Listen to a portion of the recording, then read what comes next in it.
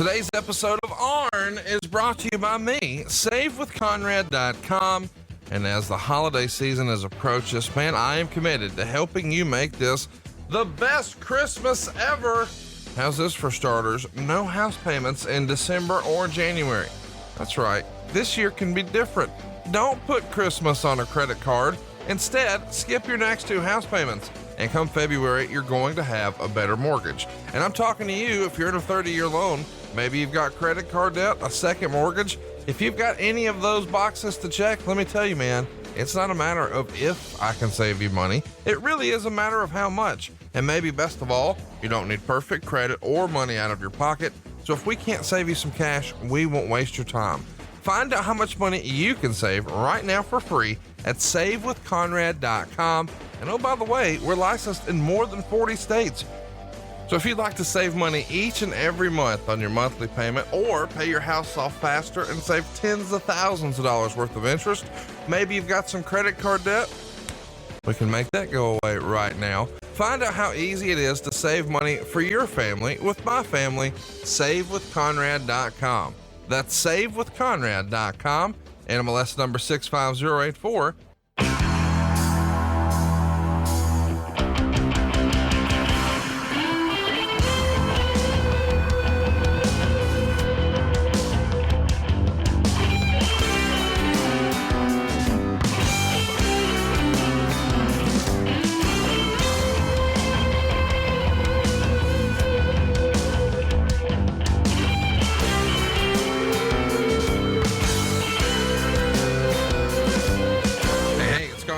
And you're listening to Arn right here on Westwood One this Tuesday and every Tuesday on your ride to work. Tell a friend to hit that subscribe button to hear the Hall of Famer, the founder of the Four Horsemen, the enforcer himself, Double A, Arn Anderson. Arn, how are you, man?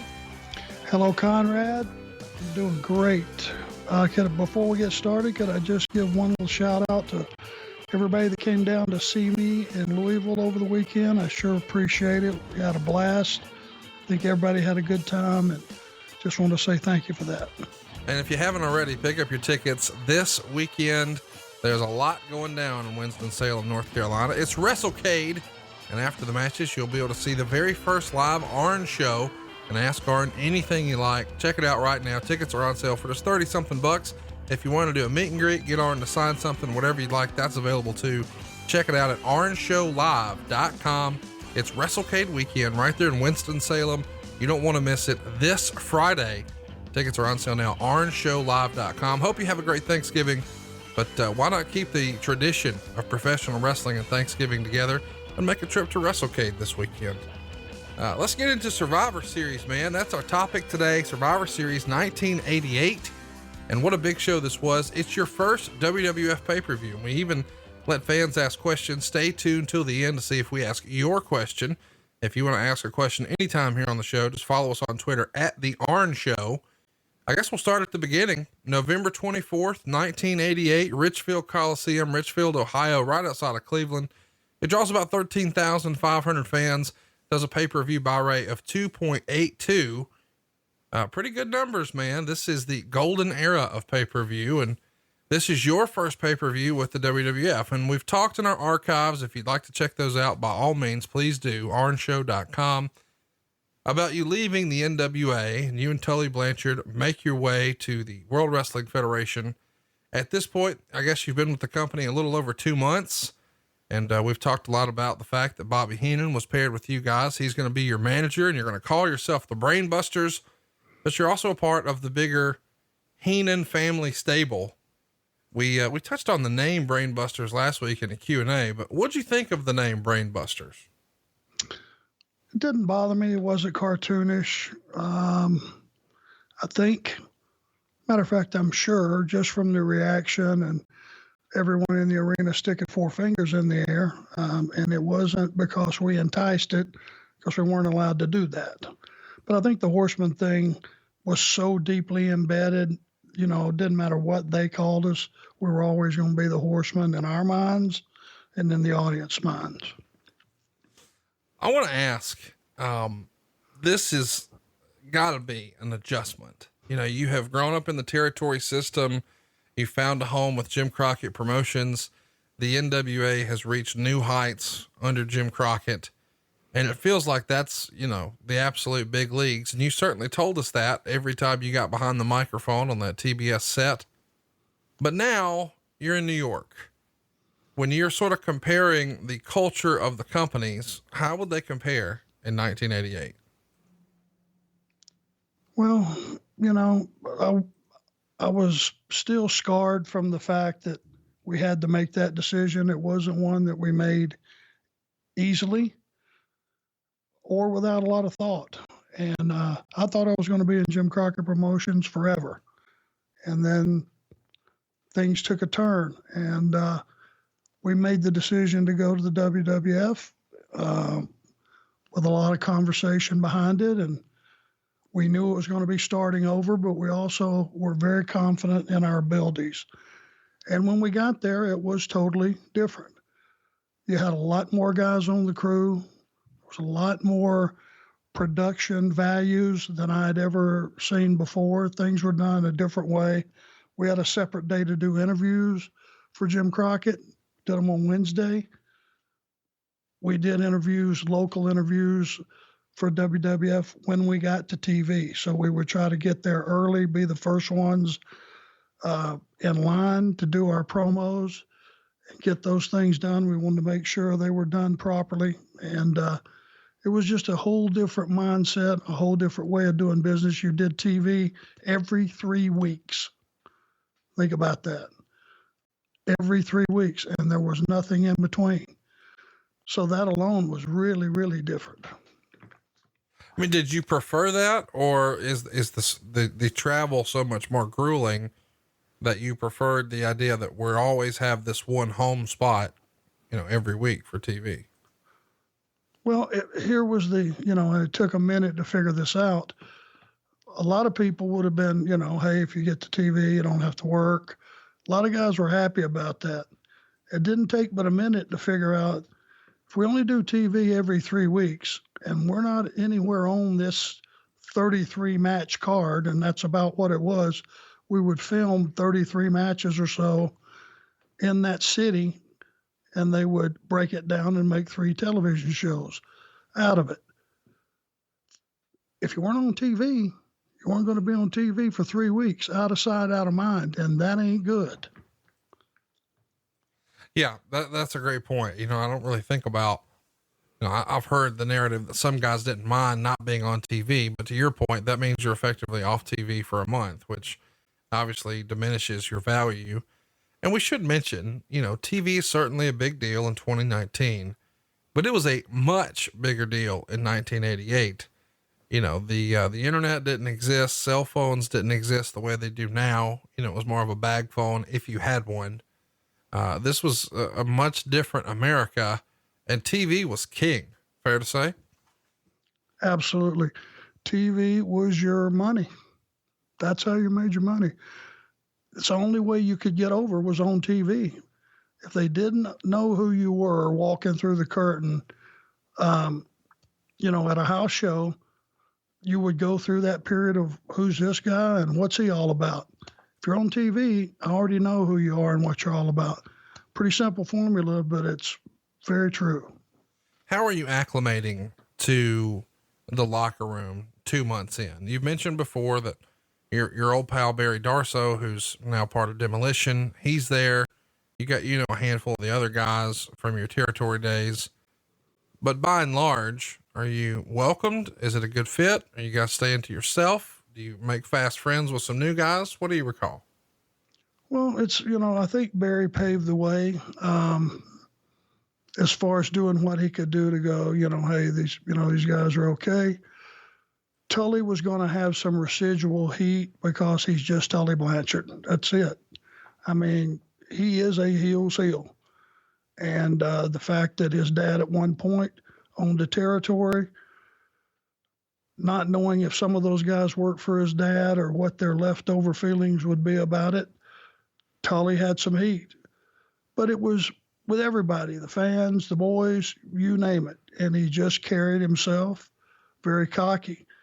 And I'm sure had things not have went down the way they did go down, which I'm probably skipping ahead here, but when the Rougeaus got in the fight with Dynamite, that was our first day of television. We were just walking in the back door for our first day of TV, almost like it was scripted. That thing went down. I mean, immediately. That's the first thing we walked into. So after that, there was a meeting. Vince called a meeting, and I guess there was ribbing that had led to this over an extended period of time. So Vince put an edict down. That's it, guys. That's it on the ribbon. Ribbon will not be tolerated, period. So I think if anybody had anything in mind for us, as far as ribbing us to acclimate us and however you want to put it, bring us into the fold, it all got shut down that day. So that could have been a timing issue that benefited us. Who knows? Let's talk a little bit about the travel. You know, you've told us, you gave us sort of the Cliff Notes version, and I'm sure we'll talk about it in more detail another time, that ultimately the reason you make the decision to leave the WWF and go back is because you had young kids and you were on the road all the time and you just felt like you were missing too many of those moments, basically because of the increased schedule compared to what you enjoyed for Jim Crockett. 2 months in, are you already getting the feeling that, hey, I'm going to be working a lot more? Or is it still so new and fresh and fun that that negativity maybe hadn't set in yet? Well, I knew immediately it was going to be a lot tougher, but the bigger picture is we had a handshake deal and a verbal promise of making more money, and it being just nothing but uphill from day one with that company. So we were still on that high. And up to that point, he was a man of his word. We were being treated real well. The fact that was, though, every single morning, 6 a.m. flight. And if you missed that flight for any reason, that piece of paper, and back then there were paper tickets, was totally worthless. You had to purchase a whole nother ticket. There wasn't like paying a fee or anything. Those tickets were so cheap, and it was group tickets. They were next to worthless. Right. So that's a lot of pressure. You know, everybody's going to sleep in at some point, especially if you're on last. If you've got a bit of a drive to the next town where there's an airport, you end up getting 2 hours sleep. It's pretty easy to miss that 4:30 wake up call or 4 o'clock or whatever it was to make a 6 o'clock flight. So it was very demanding. Yeah, I can imagine that, that takes some adjusting. I guess we should tell everybody, what your travel schedule was like with Jim Crockett. You're talking about 6 a.m. commercial flights here, but with Jim Crockett, sometimes the territories were short enough you could make a drive. Other times you're on Crockett's jet. It's not apples to apples. Fair to say? Oh no, my God, it was anything but. When I first got to Jim Crockett, everything was drives, and there were some issues with their scheduling. There were some very, very, very long rides and some that just didn't make any sense, but they were all drives at that point. Then when business caught on fire, they bought the first plane. Anything that was like 350 miles and above, we would get on the plane. And that's the difference in, going through some of these back roads in North Carolina and South Carolina and Virginia and mountain roads. It took to drive that trip. That's, 5-6 hour trip each way. Nothing to sneeze at. But it was just, the hotter the company got and the planes and all the structuring and all that, it really, what a blessing, especially when they added the second plane, which financially was probably very stupid, but that's a 10-seat Falcon jet up and down, buddy. You're talking, that was a piece of machinery. And that was, I remember one night we got in St. Louis, and we had like 100-mile-an-hour tailwind, and we're flying to Atlanta for TV the next day. And I want to say we flew from St. Louis to Atlanta in about an hour and 15 minutes, which is hauling ass pretty good. And that was one of the benefits that Crockett had over WWF. And buddy, it was nothing. And I'm not kidding. For us to have, we would get our stack of tickets, and I'll never forget this routing. This was one loop, like a 5-day loop. It was Boston out to LA, LA back to Miami, Miami to Kansas City, Kansas City back to Uniondale. Now, what sense that made, God only knows. But you're talking about long flights, connections, issues, incredible. And they would hand you that with no remorse and say, here you go. It's a lot different. And we should mention, it's not just, flying with Crockett versus flying with Vince. One's private, one's commercial. A lot of our listeners, myself included, have never flown private, but I imagine that's a little different than going through the traditional airport rigmarole. You bet it is. You don't have any of the issues of airlines being overbooked, being stuck in a little bitty seat. You're talking about guys that are 200 to 300 pounds. And if you've ever looked at a coach seat, it's about 12, 15 inches across. Just look at this. Next time you fly on a commercial flight, look at the seat in front of you and measure the width. They don't care. They're getting richer, that being the airlines. And every seat on both the planes were oversized seats, comfortable as it could possibly be, all kind of adult beverages for after the show, all kind of soft drinks and everything. Bathroom, you could get up anytime you wanted. You had a big, nice bathroom on both planes. Food, everything. It's a whole different experience flying private. Talk to me a little bit about the NWA product. You leave 2 months prior to this pay-per-view. Are you still watching their television at all? I mean, I know you're on the road all the time. Are you trying to catch tapes of it when you can, or is that in the rearview mirror and you don't really care at this point? I flung gravel on it in the rearview mirror way back. Never looked at a show, didn't care, made a commitment to the new company. We were dead set on, I thought that was my last move of my career. That was it. I'm going to settle in here. The world is their oyster. They're expanding. They're running 3 towns a night sometimes. I'm set. I could care less what they were doing back into Turner. Did you have any extended friends or family who, in your real life, who, for whatever reason, viewed the WWF as the quote, more big time, and felt like it was a really big deal for you to be a part of Vince McMahon's outfit compared to Jim Crockett's? Well, everybody in the back of their head, there was a saying back then, I'm going to go to New York. Everybody knew what you mean. It wasn't, I'm going to go to the WWF. When a guy was going to head that way, it was, hey, I'm going to New York. And we heard the salaries. We heard them from enough people that we believed that the chance to make buku money was there if you were positioned properly, the right place on the big pay-per-views. The merchandise was absolutely ridiculous. Iron Sheik, $80,000 for a action figure for a quarter. That's for a quarter.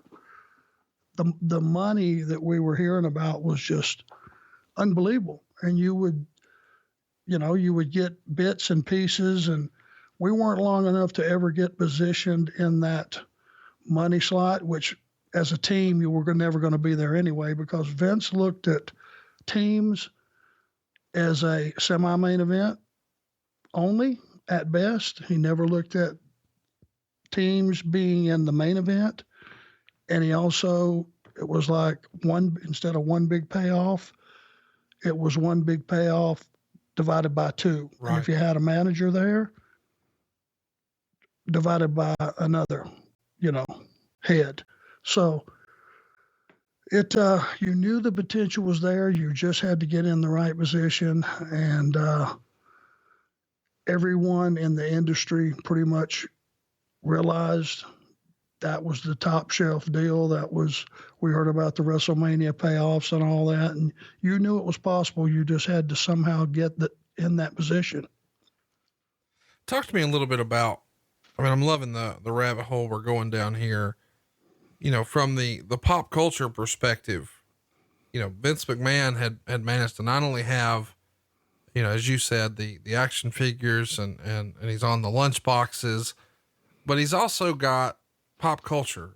He's managed to get Hulk Hogan on the cover of Sports Illustrated and Hulk Hogan on Saturday Night Live. And, there is a Hulk Hogan rock and wrestling cartoon, and he's partnered with MTV, and he had definitely embraced, the mainstream, and the mainstream had embraced him rather. And he had become, his creation had become part of pop culture in a way that very few other brands do. Like, even today, when people talk about wrestling, they sort of just call it WWE. If you're a non-wrestling fan, you refer to MMA as the UFC, and they say, oh, well, he's into that ultimate fighting. Well, it's actually mixed martial arts. And people say, oh, that's a WWE move. Well, it's actually a pro wrestling move. That's a company. But people had started to associate his brand with an entire industry.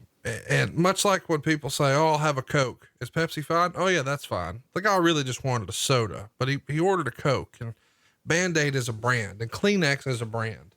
Did you feel like being a part of that brand was going to make you a more, and I know this may not have ever been your aspiration, but you had a better chance to be a quote unquote star with Vince than you did at Crockett?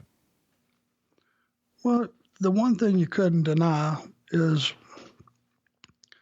when you would go up north and you would go to Boston and you would go to New York City and whatever event was running up there, and you'd go do your normal thing during the day. You'd go to the hotel, check in, you get your rental car, and you go to the gym, you go find a restaurant to get something to eat, all the normal things you did during the day. You were so much higher profile being on that TV in that area of the country.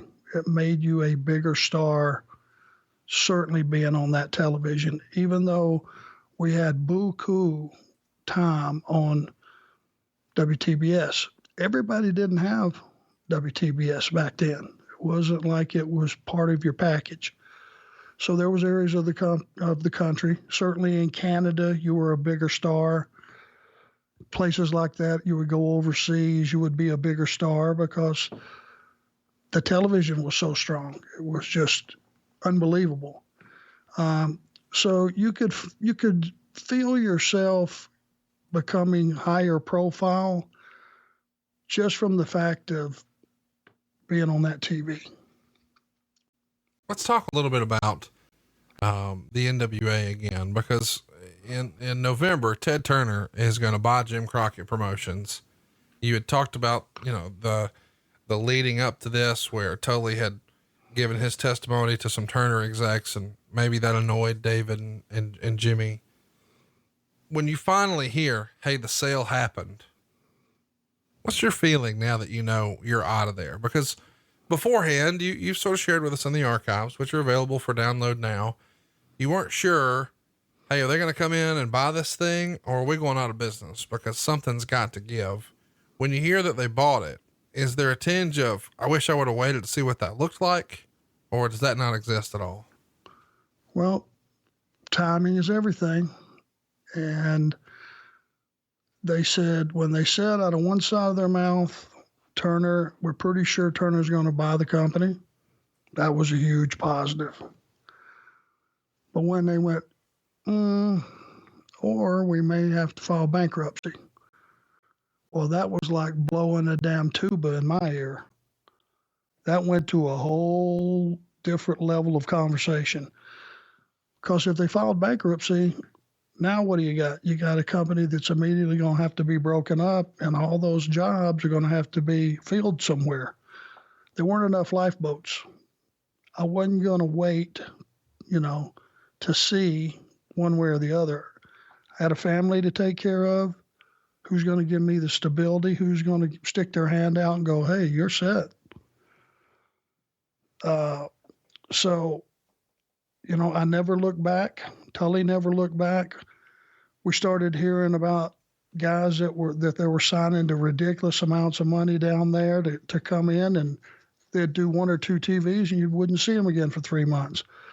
That irritated me a little bit, but that's all it was. I knew you couldn't fix it. I had made my decision. I had to do the best I could with the cards I was dealt. Let's talk a little bit about your old friends that are still down there. Rick's still down there. Are you still in any sort of regular communication with him or anybody else when you're on the road with the WWF and your new job? Nope. Occasionally we would have, Rick would call us from some hotel or somewhere. He'd be drinking or something. And, the usual, it was just one of those fun, loud, a lot of noise, screaming, sure, stuff in the background. You can barely make out what they're saying. We stayed in touch, but it wasn't a weekly thing, or might have been a monthly thing more so, because he had a lot on his plate down there as well, starting, with new ownership, and I'm sure having to prove his worth to all those guys down there, as crazy as that may sound. But, it wasn't remember, there weren't cell phones back in those days that they have now. They were around, but they were the size of a freaking lunchbox. Let's talk about when you're getting going here. Your first match in the company is October 5th, 1988, Fort Wayne, Indiana. You and Tully are going to get a win over Bob Emery and Tommy Angel.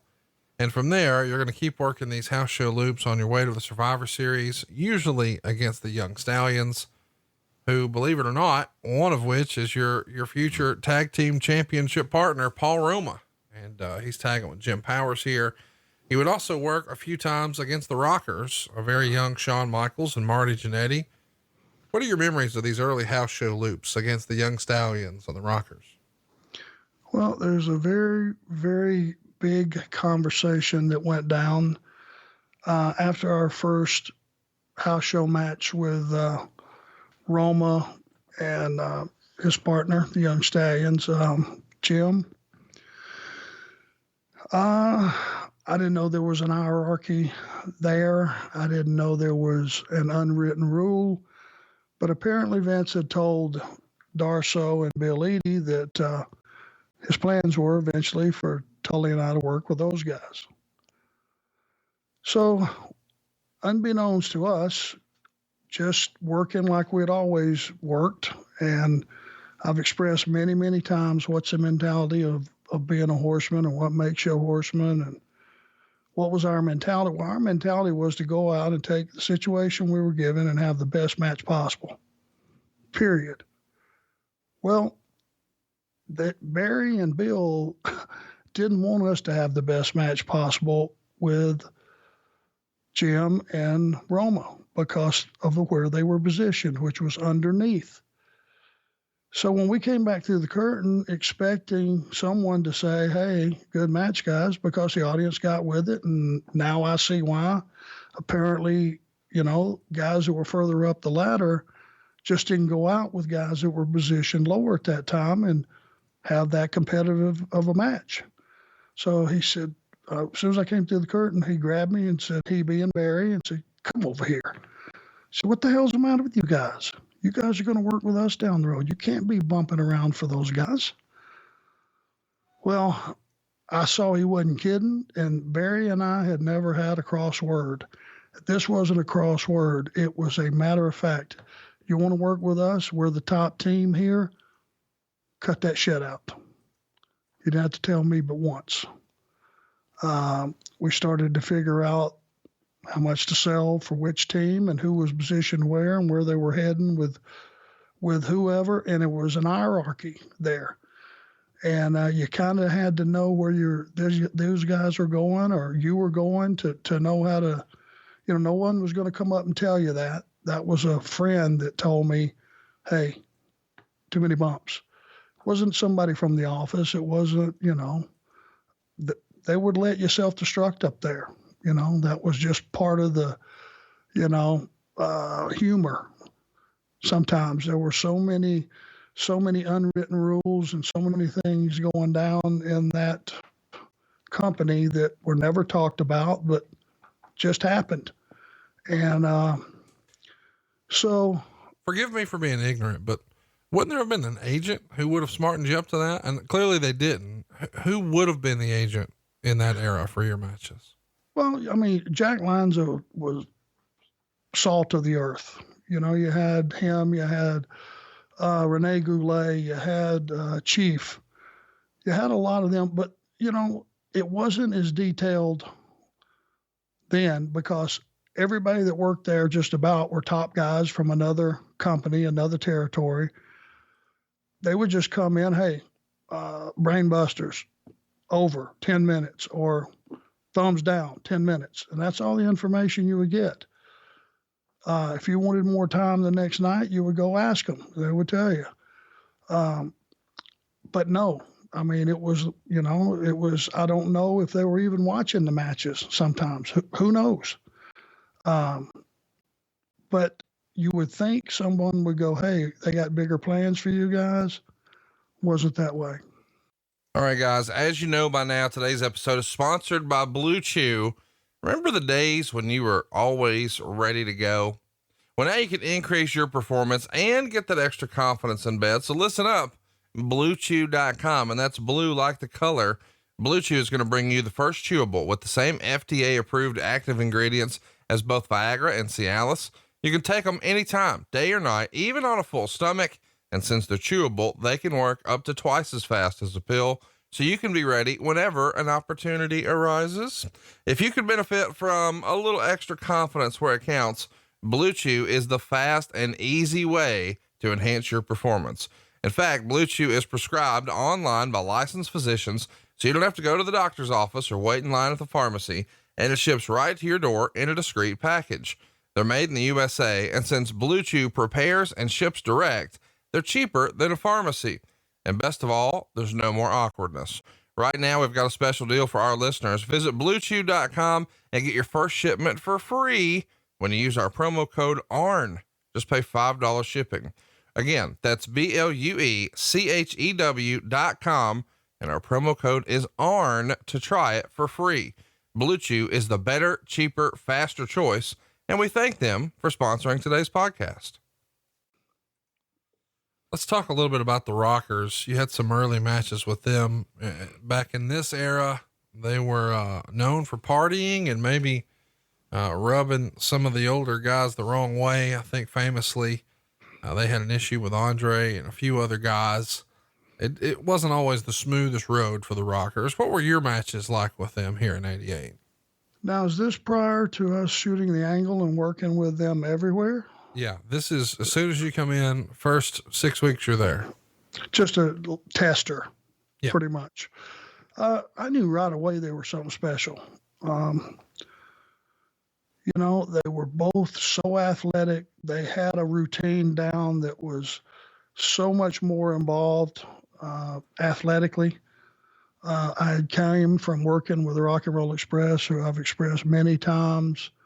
I loved, plus all the other great baby faces I had the opportunity to work with in NWA. These guys were special. And man, for whatever reason, one of the reasons was probably Shawn Michaels, where he grew up, was out in the San Antonio area, and he grew up loving or hating Tully Blanchard, whichever way you want to look at it. I've heard him say on record, Tully was the first guy that he really gravitated to when he was a fan as a heel, that he respected, disliked, saw the ability, all those things. And for whatever reason, they trusted us. And we assured them all we had was now we knew we were going to go out and tear the joint down with these guys after the first night. We went, hey, if we get our ass chewed out, we get our ass chewed out. I'm not wasting this opportunity. And they weren't positioned that well then either. But man, after, just going out and pretty much just taking 20 or 25 minutes that we weren't designated originally to have, coming back through the curtain, then you started to hear the agents perk up. Good job, man. Good job. And you could tell when you would get back to TV, Vince might call you in and go, hey, getting really good reports on you guys. And everything was full steam ahead. One of the things I wanted to ask about is, and again, I don't know anything about being a professional wrestler. I've never done anything in that realm, but we've heard as fans that WWF rings are different from other rings in that the WWF uses ropes. A lot of the other more traditional promotions use cables, and that the rings were harder, that they weren't the quote unquote Southern bumping rings. And I guess that means they had less give. They were a little stiffer, but also too, the size of the ring was a little bigger. Can you compare and contrast the differences and what, if any, challenges that represented to you guys, just a couple of months into your run here? Well, that was probably part of the reason that Barry Darsow chewed my ass out. The ring was heavy. It was harder than the rings we came from.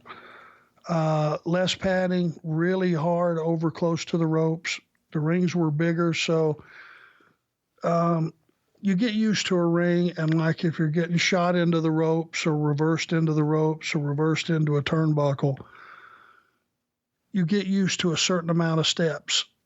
And it's not something that you count in your head initially.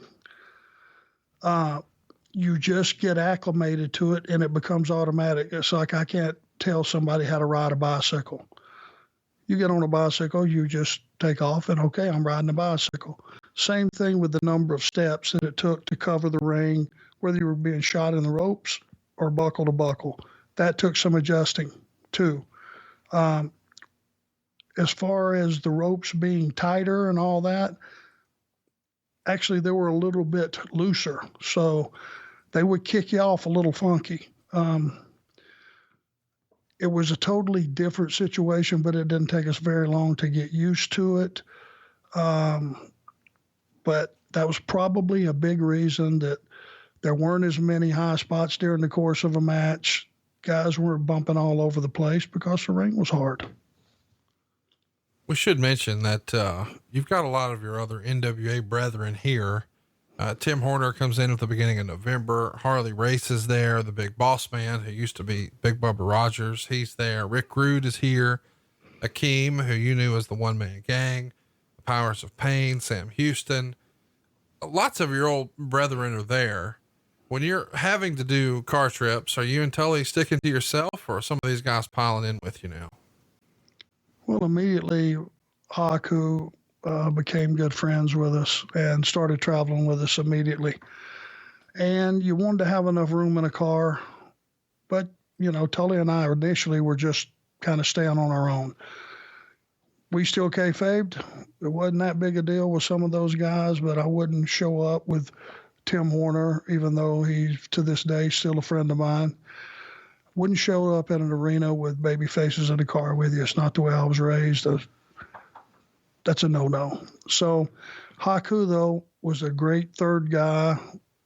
He and I started healing a room together, saved some money, and he was a perfect fit. That was the main guy that traveled with us, and it was pretty much the entire time we were there. It was either the two of us or the three of us.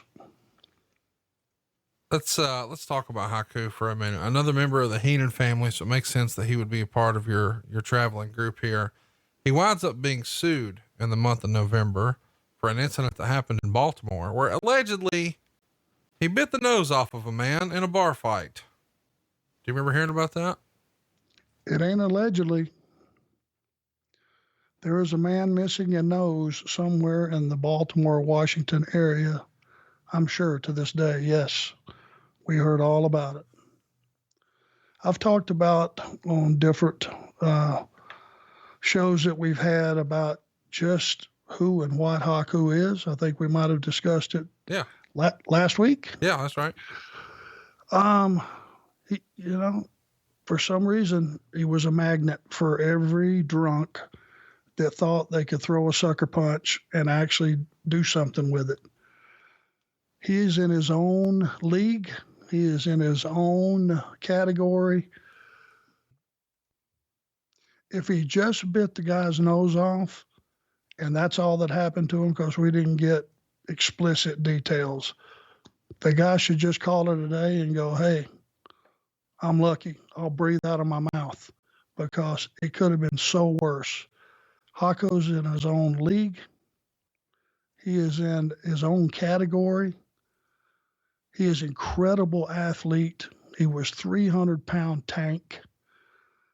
Didn't feel any pain. And if you pissed him off, no one knew what he was going to do, but he knew it was going to be quick and over quickly. And I called him the human Vegematic.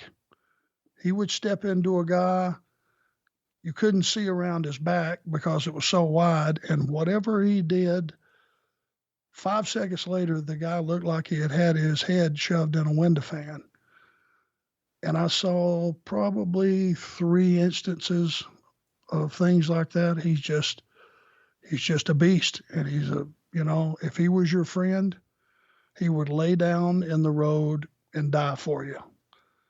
And the same way with Barbarian and his family and all the Island Boys that I've met, Roman Reigns, all those guys, the Usos, they are the nicest, sweetest people, for lack of a better term. They're the best friends you could possibly have in that locker room if they're your friend. Just don't cross them, because it gets ugly quickly. And that's who Haku is, forever the world champion. Well, another world champion is going to join you guys in November. The future Mr. Perfect, Curt Hennig, is going to come in here. Of course, 9 years later, you guys are going to hook up as part of the whole Horseman angle, which we've touched on. Did you know Curt prior to this? Or did you ever meet or work with his dad? Nope. Never met his dad. I just seen Curt on TV just a few times. I tell you what, though, I was a huge mark for his ability in that ring. He was so different and so fun to watch. You could never, ever figure out what he was going to do next. It was just a viewing extravaganza, and I didn't get excited about a whole lot of stuff, but man, that guy was so talented. He was Mr. Perfect. You never knew what he was going to do. All those things that he did on his videos and stuff, as far as hitting a golf ball or bow and arrow or shooting a basket from half court, he did all that stuff. He was one of the most talented guys that ever walked the earth. And funny, he's hilarious. And he would just walk up to you and he would tell you a joke and you wouldn't realize that he just zinged you until he was walking past you. It was one of those things. Oh God, that guy just blistered me. One of those things. And it was just, he was a very unique individual. And I think everyone knew just how special Curt was. I don't know that he ever got his due totally. He should have been the world champion at some point for sure. But man, was he good. And that's the reason I pushed for him so hard to be a Horseman, because he was that talented. Let's talk about another guy that we've never talked about here on the show. Allegedly, according to the rumor and innuendo, Brian Blair was brought to TV in California and asked to do a job, but he refused and was fired. Do you remember this incident, or how common was this for guys to put up a fuss about the creative and be shown the door as a result? Well, yeah, you didn't do that in those days. That was the reason I wrestled Tom McGee. Tom McGee beat me. No one knew who Tom McGee was. They knew he looked great, but they had no clue who the guy was, but it was a test. And in those days, Vince would test you just on random, right in the middle. You could be in the middle of a big angle with a top guy, and he would just have you go out there in a dark match and lose to somebody that made no sense. And he was just trying to constantly test and see where your head was at. And were you going to do business when you got to that big match in the main event at WrestleMania? If you got there, he wanted to know that whatever he had in mind, you weren't going to give him any, crap about it. You were going to do what was asked, and that's it. It was one of his ways of testing you. What do you think of his technique with that? What do you mean? I mean, what's your opinion? I mean, you said that was his way of testing you. Do you agree with that, or do you think that's kind of silly if it doesn't make sense? Well, I wouldn't, if I was in his position, anybody that I didn't trust to do business wouldn't be working for me. There you go. I wouldn't have to do something that immature because, ultimately, let's just, he would argue the point that it doesn't matter, that he can make you a star anytime he wants. Well, yeah, that's true, if he in fact chooses to do that. But if you're at a critical point, say you've been there just a few months and you're starting to get a little bit of notice and you're starting to get a little bit of momentum, to send you out in Boston or Madison Square Garden in front of 18,000 people and get beat by somebody that should have been carrying your bags in the back door, it probably throws a wrench in you getting over in that particular town. Yeah. And, that's the way I look at it, because people they would just kind of go silent and look at you and look at each other and shake their head like, what the hell was that? But his opinion was, hey, it wouldn't matter if you're going to be a star, I can make you one tomorrow. And he lived by that credo. Let's get to the card here. Survivor Series 1988. Of course, we're right here. Thanksgiving is upon us. So this makes sense for us to go back and talk about, and what a good time to pick up where we started with you coming to the company. Let's go through the card. Brutus Beefcake and the Blue Blazer and Sam Houston and the Ultimate Warrior and Jim Brunzell. What a cast of characters that is. That's one team. And they're going to take on the Honky Tonk Man, Bad News Brown, Greg Valentine, Ron Bass, and Danny Davis.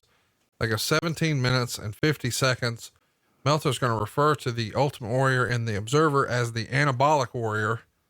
The match gets 2 stars. What did you, we haven't spent a lot of time talking, you and I, about Brutus the Barber Beefcake. Of course, we know it won't be too long, and he's going to be pretty over here for the company.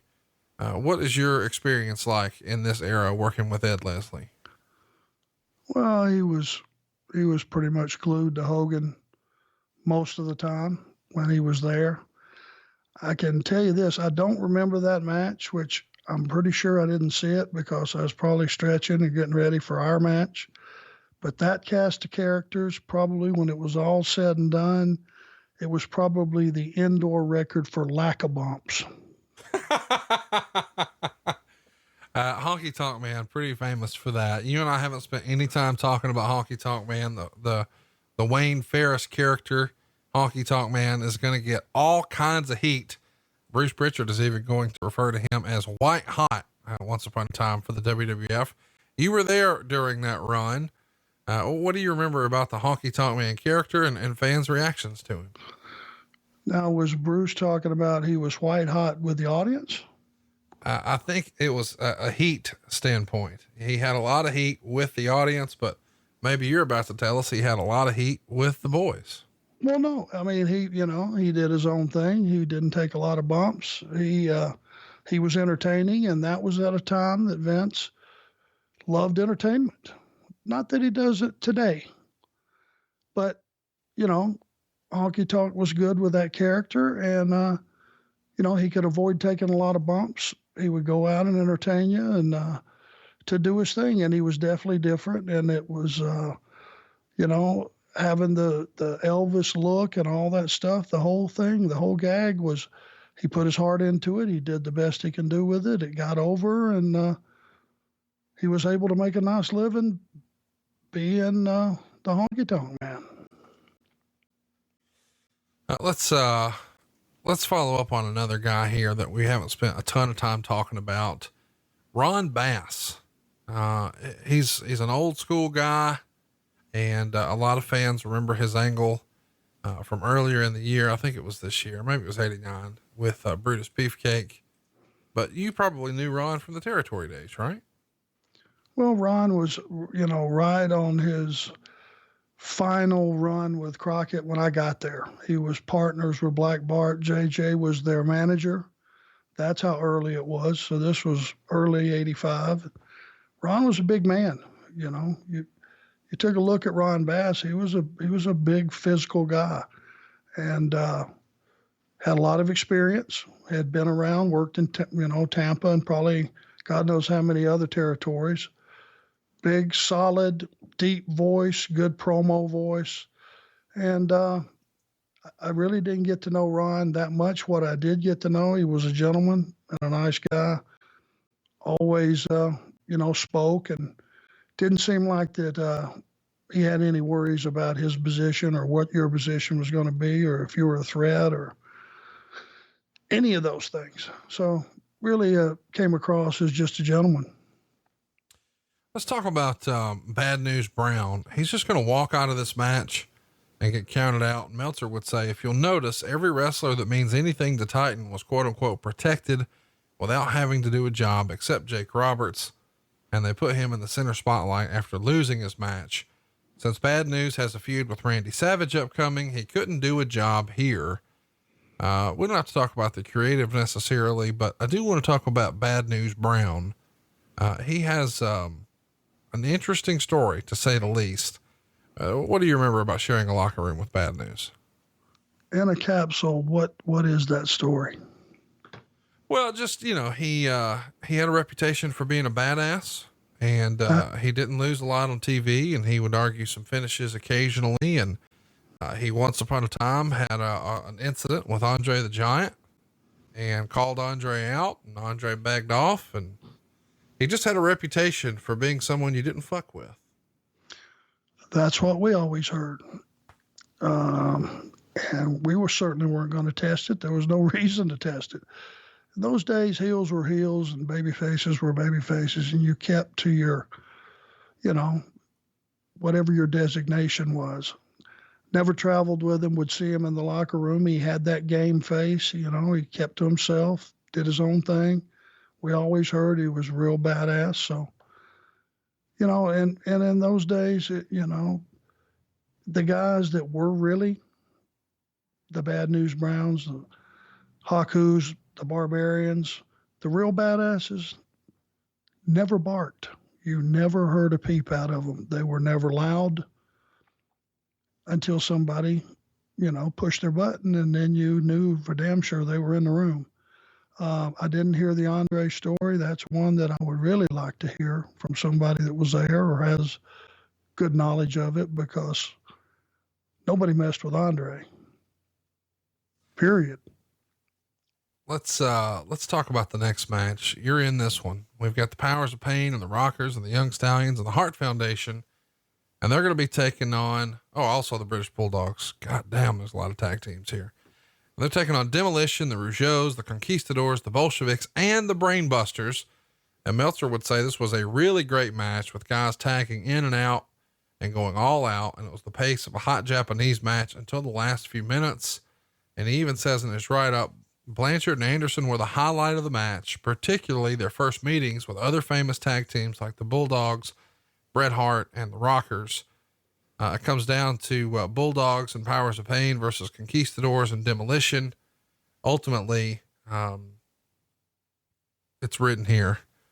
Then Arn signaled it was time to go home and finish all the fun. So the Rockers and Brainbusters went at it to start the feud, and both were disqualified at 27 minutes and 57 seconds and had a light-hearted brawl back to the dressing room. So this is where you get your feud kicked off, but he's very, very complimentary of your work here. You got a ton of time, like 33 minutes here in the match. No, my apologies. 42 minutes in this match, I think is right. 3 3/4 stars. Big time match, but God, this has got to be challenging when you've got 10 guys on the apron to this side and 10 guys on the apron at that side. and then obviously 2 dudes in the middle. So there's 18 dudes on the apron. That's got to be challenging to work around, is it not? It's the screaming shits. And let me tell you why. And for the 18 years that I was a producer, I asked periodically, not every year, but every few years, this was the one thing, if you think about it, you got to go, well, I'll be damned. Do you know how stupid you feel where you got this match going on and you got the whole theory of Survivor Series is when the match is over, the way you win the match is you still have members of your team surviving, and there are no members of the other team left, correct? Right. That's the theme of Survivor Series. The thing I could never get past that made no sense to me is you would have a finish go down right in front of 4 guys who were standing there 3 feet away and nobody made a save. What sense does that make? Right. You would never want one of your teammates to get beat because that lessens your odds of being the sole survivor or a survivor with all your teammates or half of them or whatever. It was just one of those things that I could never get an answer to. When I would ask, they would look at me and I would get that look like, ah, shit, he's trying to make sense out of an unsensible business again. But when it was all said and done, if it didn't make sense to me, and I would try to go back and analyze every match I was in, okay, it wasn't a 4-star match, but did it at least make sense? Maybe it was a 4-star match, but did it still make sense? Was it a 2-star match? Did it make sense? As long as it did, okay. With those guys, I remember vaguely what we actually did, but with all those talented guys with the Harts and the Bulldogs and all those great baby faces, man, we could just go in and tear the joint down. And I'm sure we did. We got with those guys during the day and say, hey, man, we want to feature everybody if we possibly can. That's what we tried to do.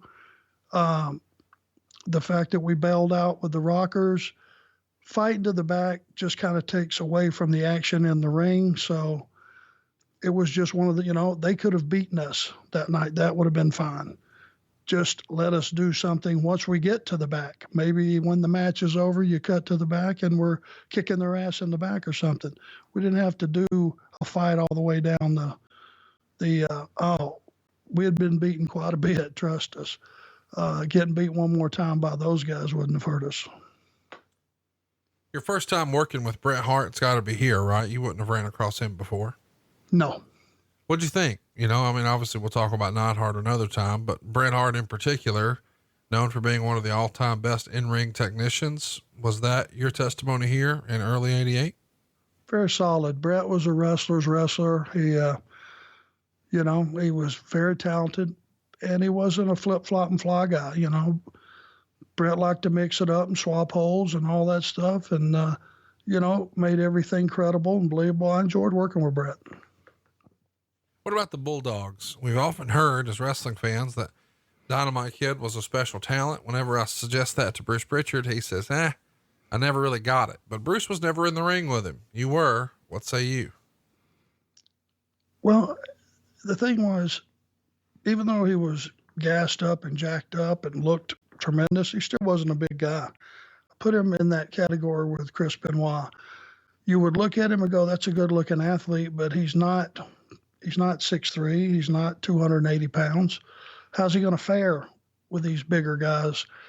Once the match got started and he started laying into you, nobody questioned how big he was. They were a really good team, and they didn't work like body guys. And, when it was time to get after it, those guys would take some bumps and they would give you some bumps, and they would, they were very accommodating as far as working hard. So we enjoyed working with them. I would have loved to work with them a program. Let's talk about some of your tag team partners here. The Conquistadors, the Bolsheviks, the Rougeaus. Tell me about those teams as best you can. Well, those, I didn't pay that much attention. We were just we were put out there together there was really, which I guess is part of the allure to it at that time, was just to put a bunch of random teams together.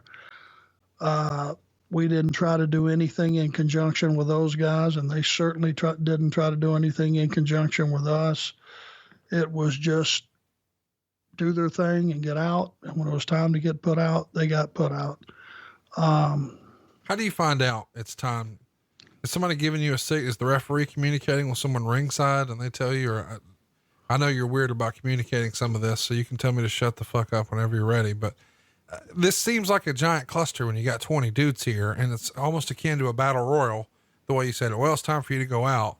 But if you're in the middle of the shit, how do you keep up with that? Well, it's up to you.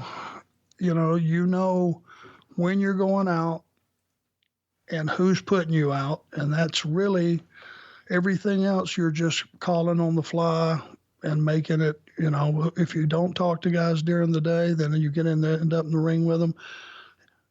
In those days, heels ran the match, period. It was up to you. If you had a great match in those days, agent would come up to you or whoever it was, and they would go, you guys had a great match. Thank you. If the match stunk, the heel got his ass chewed out. It was on him. So you would try to, make sense of what, let's just say we were going to put out whoever, whatever team you want to pick, the Bulldogs. Okay, how can we get them as high as we can possibly get them, and how can we use our teamwork to screw those guys? Because you just didn't want to, I just want to spine buster Davey Boy Smith, my God, and count him 1 down, 1, 2, 3. Right. There's no heat in that. And people would just look at, even though I did do that to Sean in one of these same matches, which he was pissed about.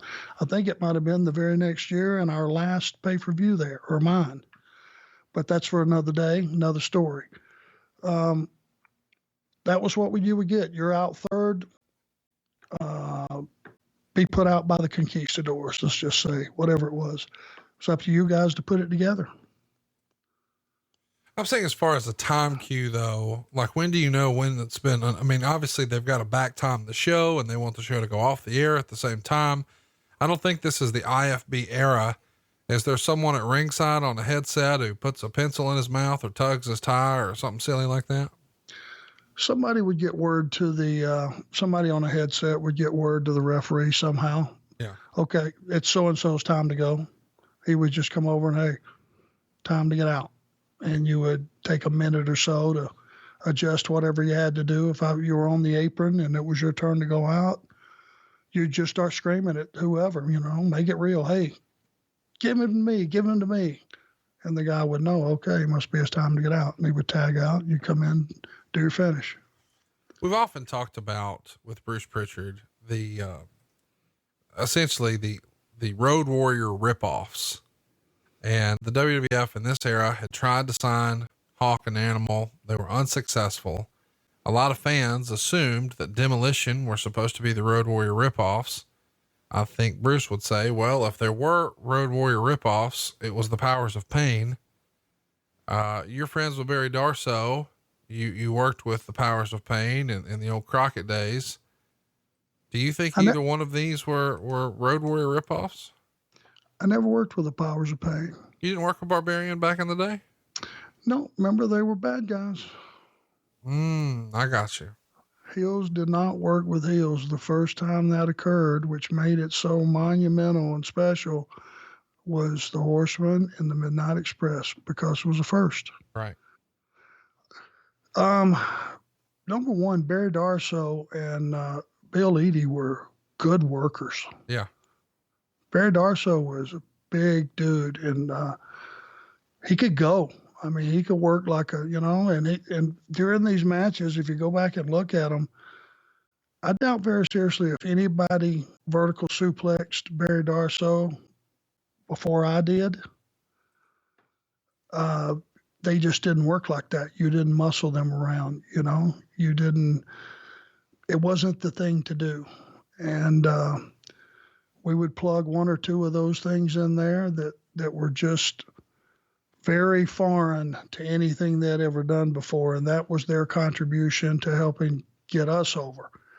I don't think they were trying to be the Road Warriors in any fashion.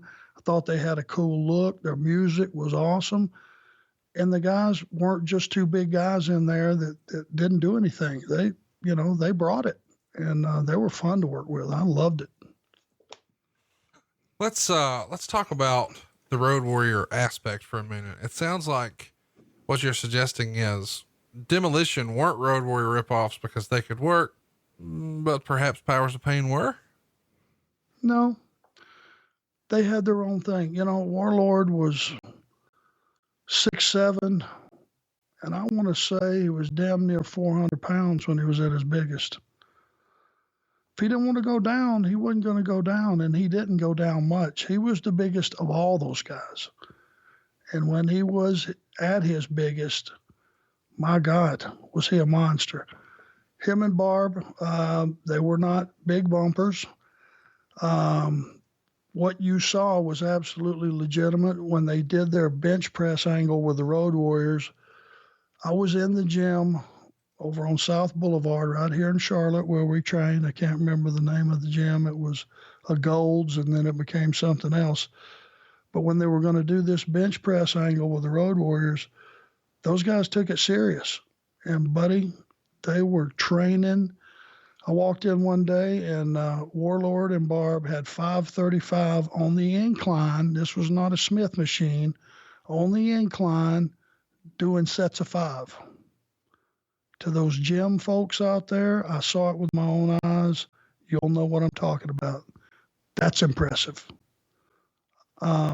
So there was room for one team like that, in my opinion, per company. And that was it. If you got 2 of those guys in the same ring, 2 teams, there wasn't going to be a lot of falling down, which translated into not a lot of action and not a lot of storytelling.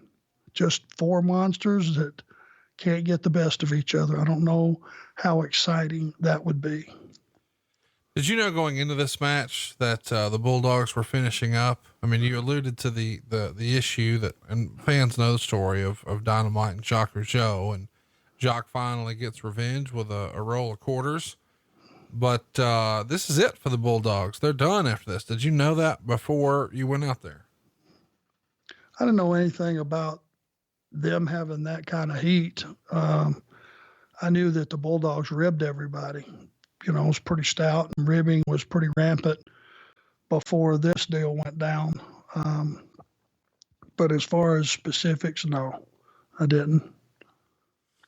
Let's move it along here and let's talk about the next match. We've got Andre the Giant and Dino Bravo and Rick Rude and Harley Race and Kurt Hennig taking on Jim Duggan, Jake Roberts, Scott Casey, Ken Patera, and Tito Santana. I'm sure we'll talk about some of these other talents another time, but I wanted to ask you specifically about Ken Patera, the old roommate and friend of Ric Flair. Of course, he's going to have a brush up with the law, and an incredibly strong human being and quite the character to say the least. Do you have any interesting Ken Patera stories?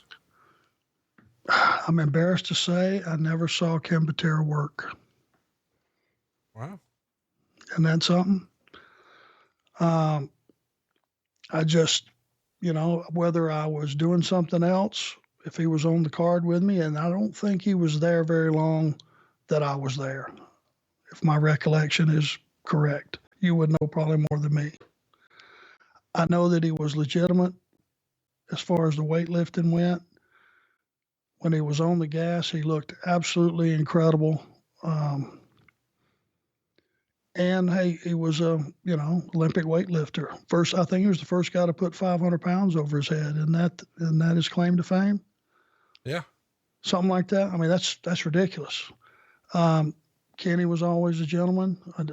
I wasn't around him very much, and I don't have the recollection of seeing him ever actually in a match, but I can't imagine him be a bumping a fool either. Who do you think was the real tough guy on the heel side? Andre, Dino, Rick Rude, Harley, or Kurt Hennig? Well, Harley for sure, and probably Rick Rude. It's amazing that with all that, you know, especially with Andre on the side, obviously Andre can do what he wants, but you've heard that, you know, Harley Race was a legitimate badass. And I think everybody has thought that about Rick Rude for a long time. Yeah, Rick Rude, you didn't mess with Rick Rude. You know, he was a great guy, but you know, when it was business time to deal with business and take care of business, he was very serious, and he took his business very serious and personal, and he wanted to go out and he wanted to get over and he wanted to get the match over. And we had always heard from the guys, you know, that Rude was tough, and I believe it. Let's just say we put Andre in his own category, you know. He's not in the mix. And Harley, the stories of him knocking guys out in bars with one short left, or, you know, my God, those things are legendary.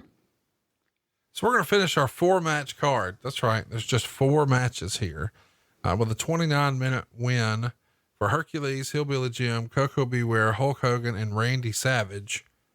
It's got to be one of the first times that Hercules, Hillbilly Jim, and Coco Beware were in a main event. And they're going to get a win over Akeem, Big Boss Man, Haku, the Red Rooster, and Ted DiBiase. And the heel manager collection on the heel side is incredible. Bobby Heenan, Slick, and Virgil. They're pulling out all the stops here with the bad guy managers. We start to see a little bit of a tease that the Red Rooster is going to be becoming a baby face, because both Heenan and Slick are yelling at him when he loses the fall. We've spent a lot of time, for better or worse, talking about Terry Taylor and the Red Rooster character on some of my podcasts. You got any good Terry Taylor stories you can share with us? Well, I mean, Terry Taylor, being Terry Taylor, was a good, solid worker. You know, he was very good. The Red Rooster thing sucked. That was a rib. Everybody knew it was a rib. For a grown ass man in the middle of a fight to start clucking, don't fly for me. Sorry. And it didn't fly for the audience. It was just one of those things that, and had Terry not went with it full bore, and you know, it would have just buried him. I don't know if it didn't bury him anyway, because fans don't forget. They're not signing your checks, but down the road, if you go to another company and you did something so damn silly up there that it just crucified what you had been prior to that, they weren't going to react to you. And if they didn't react to you and you didn't get over with that next company, guess what? You might be retired. And that's the reason we were so thankful that if they want to stick Brainbusters as a tag on us, that's fine. You know, they didn't give us any issues about our work, our costuming, any of those things. We were very grateful, because I saw some really bad gimmicks up there that no one could have pulled off. And it was just for what was considered entertainment value. Entertainment for who? You know, that's your question. Are all these guys doing this gimmick as an entertainment for a audience of one, and we know who that one is, or are they actually trying to do it to entertain the crowd? And some of it was just so god awful that it just killed careers. Let's talk about that for a minute, because Ted DiBiase was a badass in Mid-South. Here he's wearing shimmery suits and he's a cartoonish millionaire villain. The Red Rooster's got a red streak in his hair, and Terry Taylor's clucking around. And Big Bubba Rogers, who was a silent badass, is now a corrections officer who beats inmates. The One Man Gang is shucking and jiving, and they're calling him the African Dream as a mock of Dusty Rhodes, the American Dream. And they're even having him dance like Dusty did. But he's doing it in a dashiki, even though he's a white guy. And they've got Coco Beware here with a fucking bird. Hillbilly Jim is yucking it up like a local yokel. And you are just here in your plain trunks and your plain tights and your satin jacket. How the shit did you dodge this bullet? I stuck with the Four Horsemen doctrine. Once I was there long enough, I could go out and do, and it didn't take very long. Once I got past the first 6 months or so, I could go out and just do what I did. And that was get guys over, get matches over, bust my ass, try to make you, at least for that 20 minutes, believe that something plausible was going on in the ring. We didn't have a gimmick we had to adhere to, and we could just go out and just work our ass off. In a lot of cases, when guys were working 30 and, and that day, right towards the end, here was the schedule. You were on 10 days on, 3 days off, 5 days on, 3 days off. And then it would start over again. And you start doing the math on that. You're only home 6 days a month. 2 of those are travel days. Okay, so that brings it down to 4 days a month. You got to repack 1 day, so that gives you like 2 clean days a month to be home, which is horrifying. And that took its toll on guys, and where guys would cut corners would be, they wouldn't go out and just bust their ass.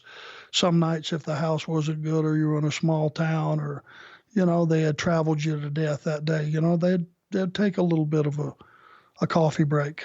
And not, certainly not everybody, but some guys would. We never did. We gave you the same match in front of 3,000 people in Poughkeepsie that we would give you in the Garden. And I think that's what sustained us. They never tried to mess with us as far as giving us some stupid gimmick or doing something that was just foolish. So that's how we dodged the bullet. I think they knew what they had. Vince actually said to us one time, and I don't remember when it was, but he said, "You guys give credibility to my company," which was one of the things I never forgot. It's was probably the biggest compliment he ever gave us.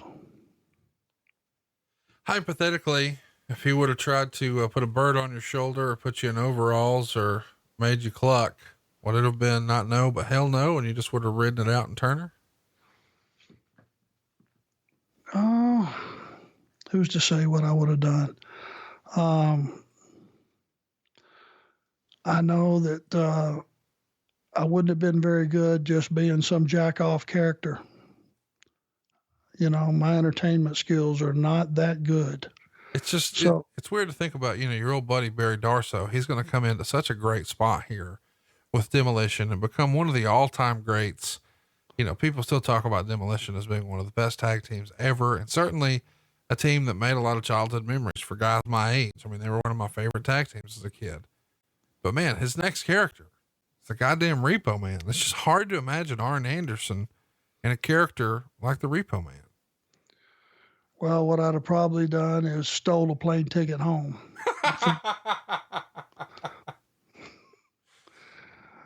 That's what I would have repoed. Yeah. It's one of those things to where it was what it was. And you saw a lot of things, just like you said, you got one man gang who was, Jesus, what was he? 6'9", 6'10", yeah. 400 pounds. Looked incredible with that one man gang mohawk and his jean jacket and all that. He scared you to death. So what do? You make a fool out of him. He's the dancing bear. It had to just be for entertainment value. That's all. But for the boss, because it wasn't getting over.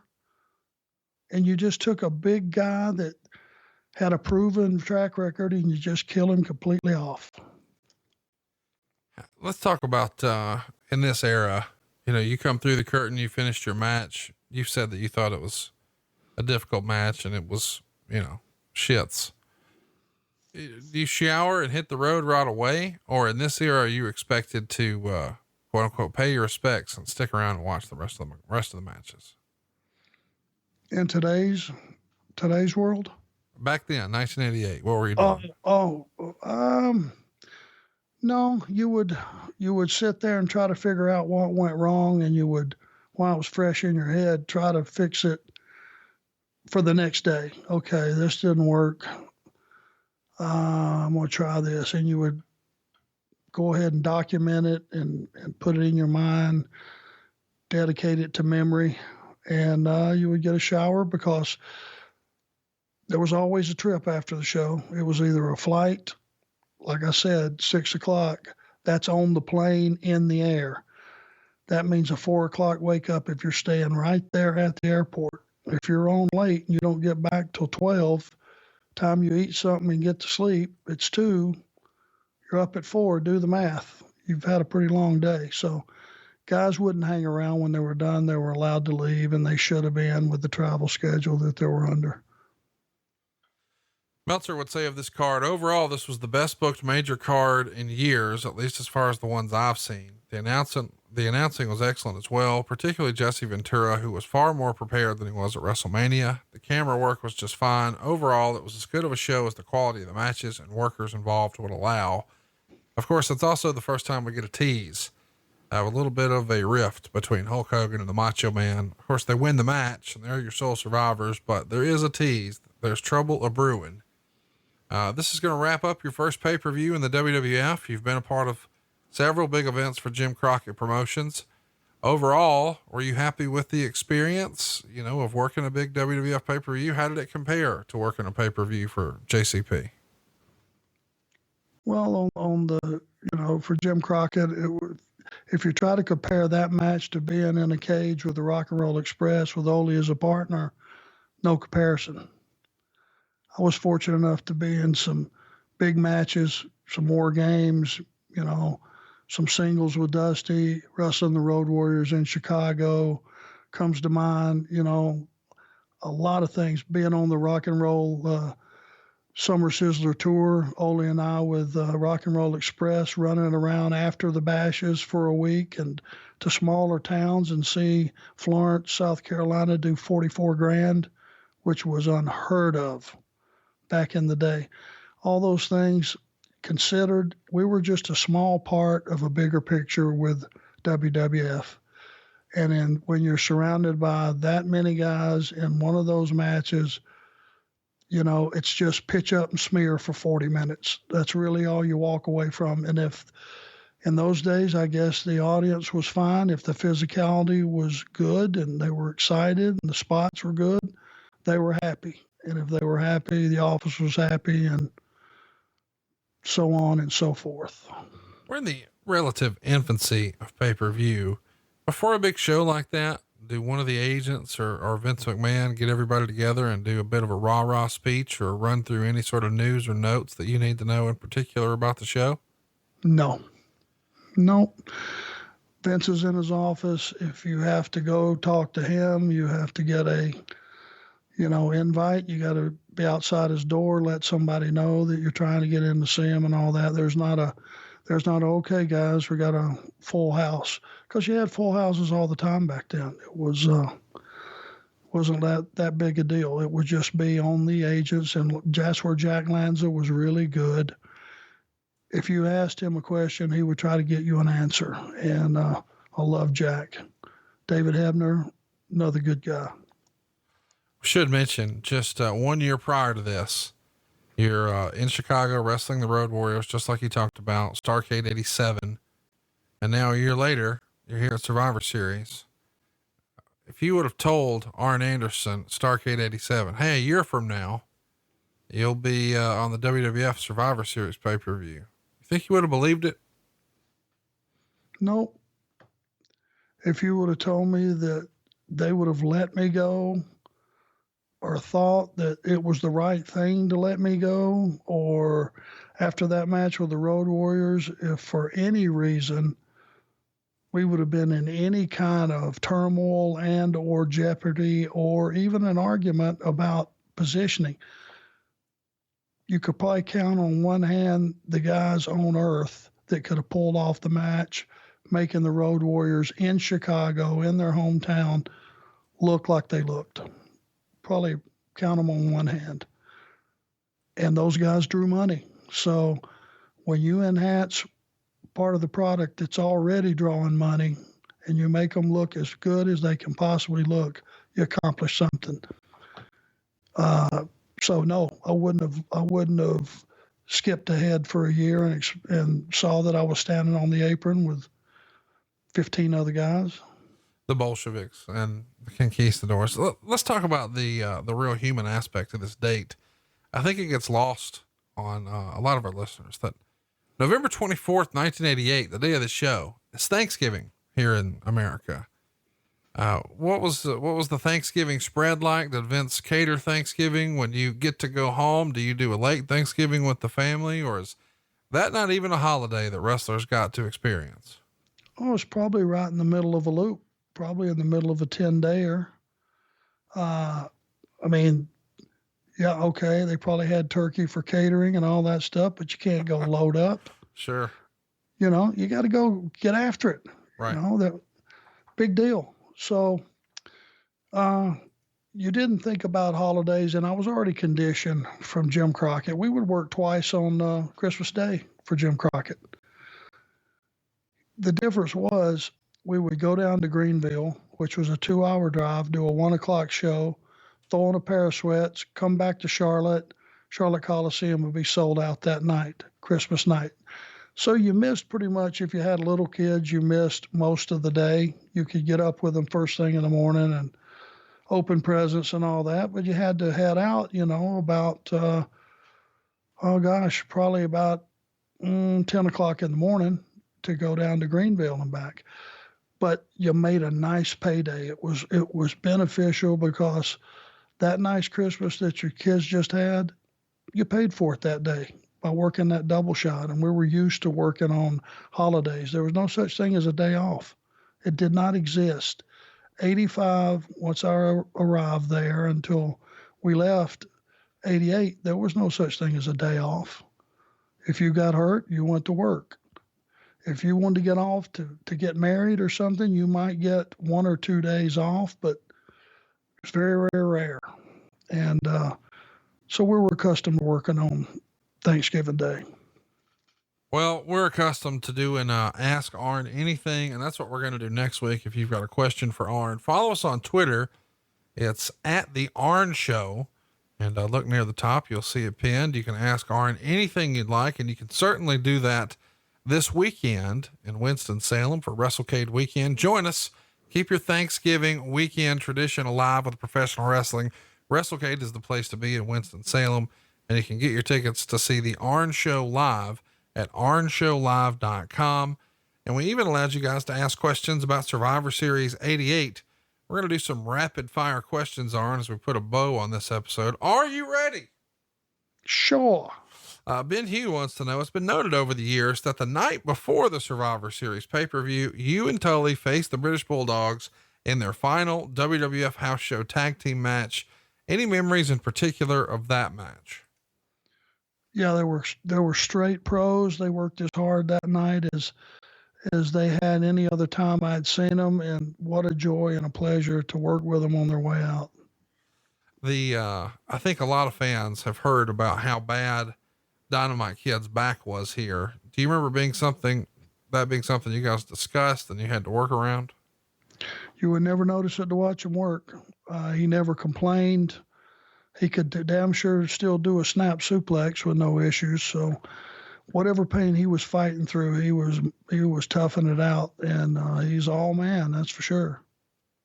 Austin wants to know, what was the biggest major difference in terms of the presentation that you noticed between this and the Starcades you had worked previously? And I think when he means presentation, he really means from a production standpoint. Well, Vince McMahon, no matter what you agree with or don't agree with as far as his in-ring product, there's no discounting the production values of that company. It's light years above anything else. And, I mean, it was just the clarity of that show compared to any other show on the air. It was just so crystal clear that it looked like something else entirely. And, it's like the production was a star within itself. It was a superstar. Jay Ahola writes, this is a great question. How did working in front of a WWF audience differ from working in front of a JCP audience? Of course, we're talking about the crowds and the type of fans. This has to be different, right? There's more kids in the WWF crowd, maybe more families. JCP is more hardcore traditional wrestling fans, or am I way off base? Well, you had more angles on a JCP show. You know, if you made the pay-per-view, that meant that you had something decent going on TV.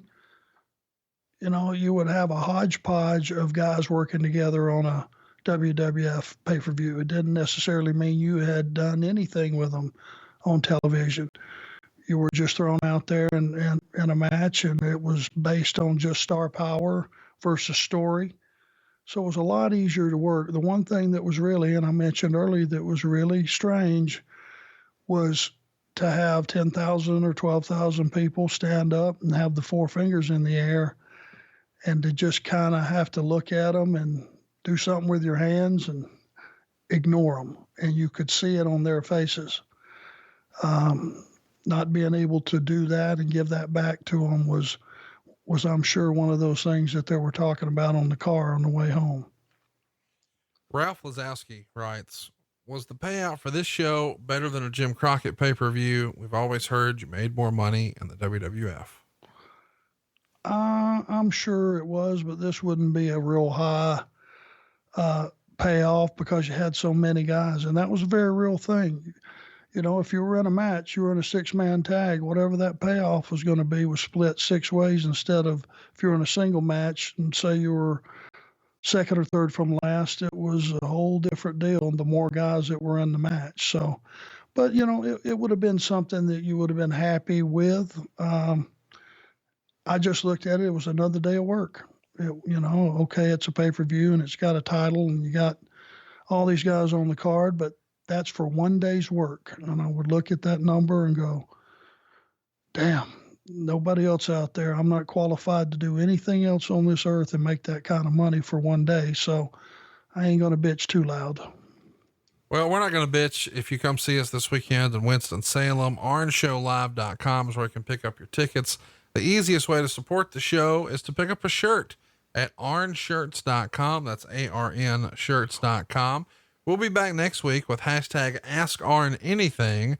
Be sure to ask your question on Twitter at The Arn Show, and tune in the following week, December 10th. We're going to talk about Arn's very first Starrcade 85. We just covered his first WWF pay-per-view. Now we'll cover his first major show with Jim Crockett Promotions. Stay tuned for that and so much more. Leave us a 5-star review if you think we deserve it. Hit that subscribe button and tell a friend about Arn every Tuesday here on Westwood One.